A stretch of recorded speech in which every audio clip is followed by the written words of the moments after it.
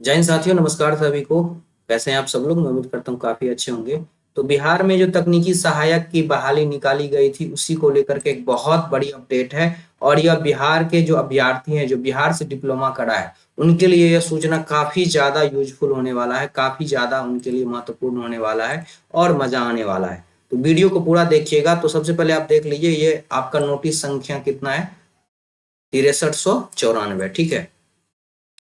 अब अगली चीज जो मैं इसमें दिखाने वाला हूँ वो आप देखेंगे तो खुशी से आप उछल पड़ेंगे। तो पहले बैठ जाइए अच्छे से। यहाँ पे देखिए लिखा हुआ है, तकनीकी सहायक के पदों पर न्यूनतम शैक्षणिक योग्यता मान्यता प्राप्त पॉलिटेक्निक से सिविल इंजीनियरिंग में डिप्लोमा होगी। ऑनलाइन आवेदनों के आधार पर डिप्लोमा में प्राप्तांक मेगा सूची तैयार किया जाएगा। कुल रिक्त पदों का आरक्षण कोटिवार 40% राज्य के अधीन सरकारी पॉलिटेक्निक संस्थानों से औसैनिक डिप्लोमाधारी उम्मीदवारों के लिए आरक्षित होंगे। ये चीज बहुत लोग नहीं समझ रहे थे, उसी को समझाने का प्रयास जो है विभाग के द्वारा किया गया है। एक लेटर निकाल करके, ये लेटर कल के ही डेट में निकाला हुआ है शुद्धि पत्र के नाम से, ये देख लीजिए। ठीक है, शुद्धि पत्र जो है निकाला गया है। पंचायती राज विभाग के अंतर्गत तकनीकी सहायक के पदों पर नोटिस संख्या 6394। यहाँ पे भी आपका नोटिस संख्या कितना है? ये देख लीजिए, 6394। तो ये सही है। में प्रकाशित कंडिका 6 के 1 में निम्न प्रकार संशोधन किया जाए। 6 के 1 कहाँ गया? 6 का 1 इसमें, इसको ये चीज यहाँ पे लिखा है। इतने बातों को अब आप ध्यान से पढ़िए। कुल रिक्त पदों का आरक्षण कोटिवार 40% पद बिहार में टीई से बिहार में एआईसीटीई से मान्यता प्राप्त राज्य के तकनीकी शिक्षा बोर्ड बिहार से संबद्ध पॉलिटेक्निक संस्थाओं से सिविल इंजीनियरिंग में डिप्लोमा धारी उम्मीदवारों के लिए आरक्षित होंगे। बाकी सारी शर्तें सेम रहेगी। मतलब आप समझ जाइए कि जे लोग बिहार से डिप्लोमा किए हैं, चाहे वो आपका एसबीटीई जो बोर्ड है, ठीक है, या चाहे अगर बिहार में आपका कॉलेज एआईसीटीई से मान्यता प्राप्त है, बिहार से होना चाहिए।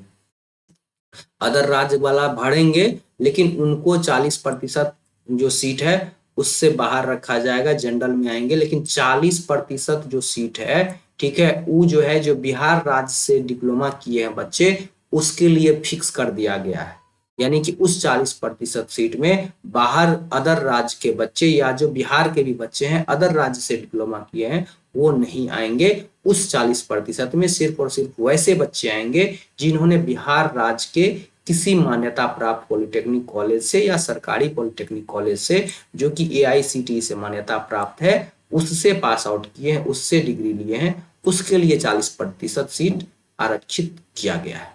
ये जानकारी थी। और बहुत सारे लोग को मैं बार बार कह रहा हूँ, फॉर्म आप लोग एकदम कंसंट्रेशन के साथ भरिए, जितना कंसंट्रेशन आप एग्जाम में रहते हैं। फॉर्म ही गलत भरेंगे। आप लोग, बहुत लोग कमेंट कर रहे हैं कि एलिजिबिलिटी क्राइटेरिया में नो हो गया। तो भैया कैसे आप पढ़ के नहीं फॉर्म भर रहे हैं, आंख बंद करके फॉर्म भर रहे हैं?